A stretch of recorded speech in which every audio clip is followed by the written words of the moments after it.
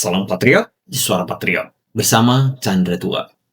Saudaraku sebangsa dan setanah air, hari ini kita harus membuka mata terhadap sebuah ideologi yang sepanjang abad ke-20 telah menelan lebih dari 100 juta nyawa manusia. Ideologi yang lahir dari Karl Marx dengan janji manis kesetaraan, namun selalu berakhir dengan penindasan dan pembantaian. Ideologi itu bernama komunisme. Banyak orang di luar sana mungkin berpikir komunisme hanyalah salah satu sistem politik atau sekedar gagasan ekonomi. Padahal kenyataannya jauh lebih gelap. Komunisme bukan sekedar teori, ia adalah mesin totalitarian yang menempatkan negara di atas segalanya dan menjadikan manusia hanya pion yang bisa dikorbankan kapan saja. Dalam komunisme, tidak ada kebenaran yang lebih tinggi dari partai, tidak ada kebebasan, tidak ada hak pribadi. Yang ada hanyalah perintah rezim dan rakyat harus tunduk. Sejak revolusi Bolshevik 1917, kita melihat pola yang sama di setiap negara yang jatuh ke tangan komunis. Sosialisme dijadikan tahap awal sebuah jembatan menuju komunisme penuh. Marx sendiri menuliskan bahwa sosialisme hanyalah fase sementara sebelum lahirnya masyarakat tanpa kelas. Tetapi sejarah membuktikan sosialisme selalu membuka jalan bagi rezim satu partai, bagi negara yang mengontrol semua aspek kehidupan, politik, ekonomi, budaya, bahkan agama. Lihatlah sebuah contoh mengerikan dari sejarah tahun 1932 sampai 1933. Joseph Stalin menciptakan kelaparan buatan di Ukraina yang dikenal dengan nama Holodomor. Jutaan rakyat dipaksa menyerahkan hasil panennya kepada negara. Bahkan benih dan gandum untuk ditanam kembali ikut dirampas. Desa-desa ditutup, rakyat dibiarkan mati kelaparan. Lebih dari 4 juta orang meninggal, bukan karena bencana alam, tetapi karena kebijakan kejam rezim komunis. Komunisme bukan hanya membunuh musuh-musuhnya, ia juga memakan anaknya sendiri. Nikolai Bukharin, seorang Bolshevik sejati, sahabat Lenin dan Stalin, seorang ideolog yang setia, akhirnya dieksekusi oleh rezimnya sendiri hanya karena dianggap tidak sepenuhnya patuh. Inilah wajah asli komunisme. Tidak ada kawan sejati, tidak ada jaminan keselamatan. Setiap orang bisa menjadi korban berikutnya.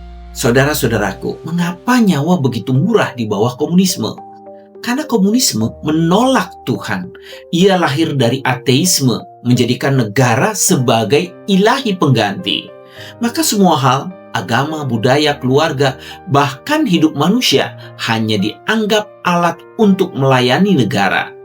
Lenin melakukan, Stalin melakukannya, Mao Zedong di Tiongkok melakukannya, Pol Pot di Kamboja melakukannya. Semua membangun kultus pribadi, memaksa rakyat menyembah pemimpin layaknya dewa.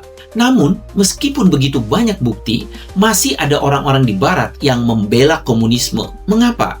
Karena ketidaktahuan, karena sekolah-sekolah gagal mengajarkan sejarah yang benar, karena propaganda media yang menutupi kebenaran. Bahkan pada masa Holodomor, koran besar seperti New York Times memuji-muji Uni Soviet, sementara jutaan orang Ukraina mati kelaparan. Inilah bukti betapa liciknya propaganda komunis. Hari ini, komunisme bukan hanya sejarah masa lalu. Ia masih hidup. Lebih dari 1,5 miliar orang saat ini hidup di bawah rezim komunis di China, Korea Utara, Vietnam, Kuba, dan Laos. Mereka adalah korban yang terpaksa memilih antara tunduk atau dihancurkan.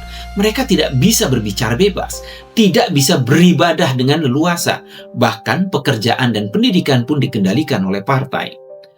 Indonesia harus belajar dari sejarah ini. Jangan pernah berpikir, itu tidak mungkin terjadi di sini. Venezuela pernah menjadi negara terkaya di Amerika Latin, tetapi jatuh ke tangan ideologi sosialis komunis, dan kini rakyatnya antre makan. Polandia, Hongaria, Kamboja, semua punya cerita yang sama. Rakyat yang awalnya tidak percaya, tiba-tiba bangun di bawah bayang-bayang totalitarianisme. Saudara-saudaraku, bangsa Indonesia telah membayar mahal harga kemerdekaan kita. Jangan sampai kita biarkan ideologi asing yang kejam ini kembali menyusup ke dalam jiwa bangsa. Kita harus teguh pada Pancasila, pada iman kepada Tuhan, pada persatuan dan kebebasan, serta gotong royong. Kita harus mendidik generasi muda agar mereka tahu komunisme bukan jalan keluar, melainkan jalan buntu penuh darah.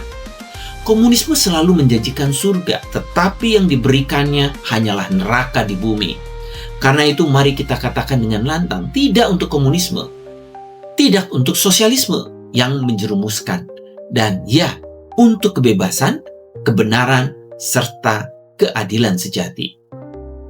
Suara Patriot untuk Indonesia berdaulat.